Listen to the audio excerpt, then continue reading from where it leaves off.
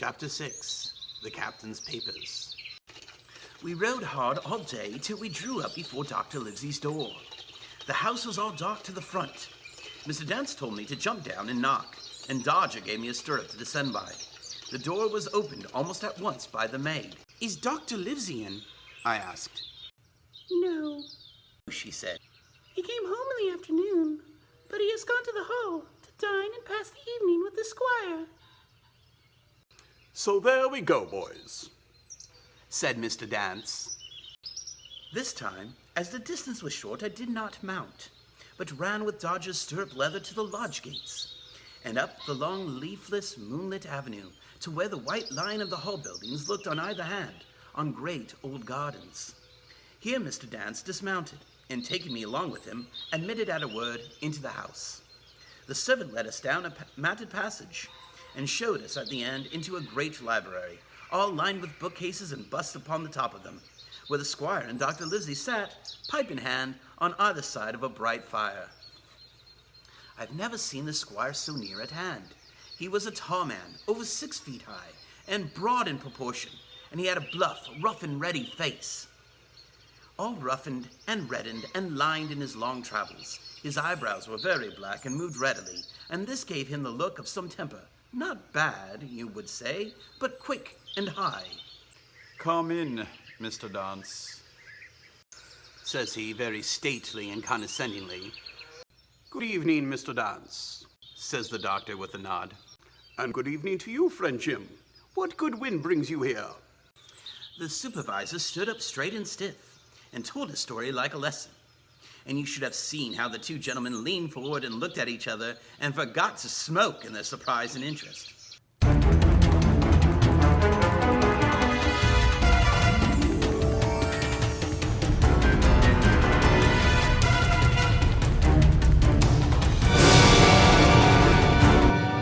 When they heard how my mother went back to the inn, Dr. Livesey fairly slapped his thigh, and the squire cried, "Bravo!"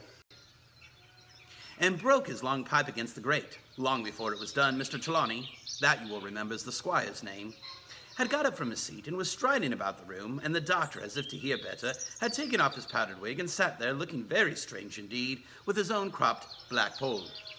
At last, Mr. Dance finished the story. "Mr. Dance," said the squire, "you are a very noble fellow, and as for writing down that black, atrocious miscreant, I regard it as an act of virtue, sir, like stamping on a cockroach. This lad here is a trump, I perceive. Hawkins, will you ring that bell? Mr. Dance must have some ale." "And so, Jim," said the doctor, "you have the thing that they were after, have you?" "Here it is, sir," said I, and gave him the oilskin packet. The doctor looked it all over, as though he were itching to open it. But instead of doing that, he quietly put it into the pocket of his coat. "Squire," said he, "when Dance has had his ale, he must, of course, be off on his Majesty's service. But I mean to keep Jim Hawkins here to sleep at my house. And with your permission, I propose we should have up the cold pie and let him sup." "As you will, Livesey," said the squire. "Hawkins has earned better than cold pie." So a big pigeon pie was brought in and put on a side table, and I made a hearty supper, for I was hungry as a hawk, while Mr. Dance was further complimented and at last dismissed. "And now, Squire," said the doctor. "and now, Lizzie," said the squire in the same breath. "One at a time, one at a time," laughed Dr. Livesey. "You have heard of this Flint, I suppose?" "Heard of him? Heard of him, you say? He was the bloodthirstiest buccaneer that ever sailed. Blackbeard was a child compared to Flint.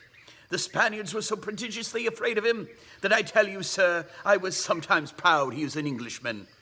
I've seen his topsails with these eyes off Trinidad," cried the squire, "and the cowardly sum of a rum puncheon that I sailed with put back, sir, into the port of Spain." "Well, I've heard of him myself in England," said the doctor. "but the point is, had he money?" "Money? Haven't you heard the story? What are these villains after but money? What do they care for but money?" cried the squire. What would they risk their rascal carcasses for but money? That we shall soon know, replied the doctor. But you are so confoundedly hot-headed and exclamatory that I cannot get a word in. What I want to know is this. Supposing that I have here in my pocket some clue as to where Flint buried his treasure, will that treasure amount to much? Amount, sir? Cried Squire. It will amount to this. If we have that clue you talk about, I'll fit out a ship in Bristol Dock and take you and Hawkins here along, and I'll have that treasure for such a year. Very well, said the doctor.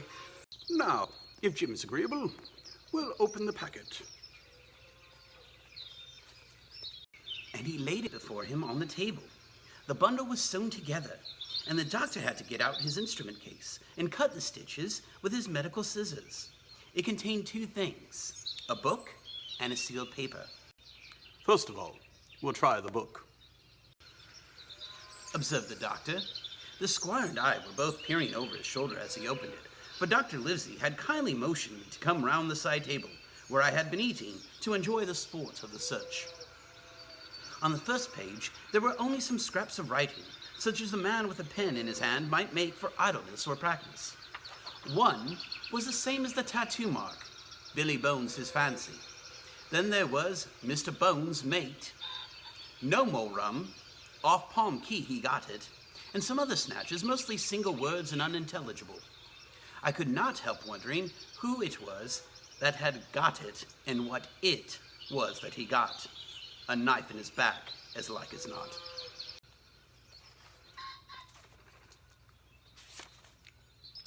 Not much instruction there, said Dr. Livesey as he passed on.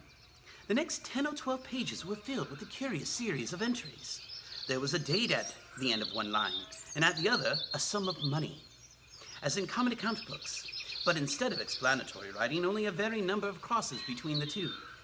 On the 12th of June, 1745, for instance, a sum of £70 had plainly become due to someone, and there was nothing but 6 crosses to explain the cause. In a few cases, to be sure, the name of a place would be added as off Caracas, or a mere entry of latitude and longitude as 62 degrees, 17 minutes, 20 seconds, 19 degrees, 2 minutes, 40 seconds. The record lasted over nearly 20 years, the amount of the separate entries grown larger as time went on, and at the end of a grand total had been made out after 5 or 6 wrong additions, and these words appended, Bones his pile. I can't make heads or tails of this, said Dr. Livesey. The thing is clear as noonday, cried the squire. This is the Black-Hearted Hound's account book. These crosses stand for the names of ships or towns that they sank or plundered. The sums are the scoundrel's share, and where he feared an ambiguity, you see, he added something clear. Off Caracas now, you see, here was some unhappy vessel boarded off that coast. God help the poor souls that manned her, coral long ago.